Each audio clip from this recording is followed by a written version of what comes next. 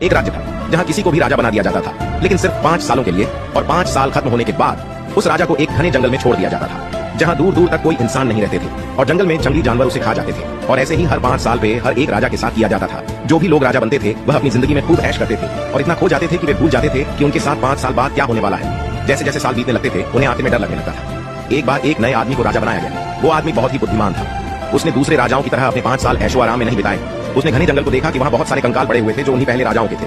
उसने बाहर से कुछ मजदूरों को बुलाया और उस घने जंगल के पेड़ को कटवाने में लगा और सारे जंगली जानवरों को पकड़वाकर उन्हें दूसरे जंगल में छोड़वा दिया। उसने 3 साल के अंदर उस घने जंगल को एक खुले मैदान जैसा बना और बचे हुए 2 साल के अंदर उस जमीन पर गरीब लोगों को घर बनवा कर दिए और अपने लिए एक महल भी बनवाया। जब उसके 5 साल पूरे हो गए तब राज्य के लोगों ने उसे उस घने जंगल में छोड़ दिया जो कि अब एक राज्य बन गया। वहाँ के लोगों ने फूलों से उसका स्वागत किया और उसने बाकी की जिंदगी आराम से गुजारी। सीख, अगर आपने भी बाकी राजाओं की तरह ऐशो आराम में निकाल दिए, आपको बहुत मुश्किलों का सामना करना पड़ेगा, क्योंकि यही वो एज होती है जो हमारी फ्यूचर को डिसाइड करती है। इसलिए इसे वेस्ट नहीं, इन्वेस्ट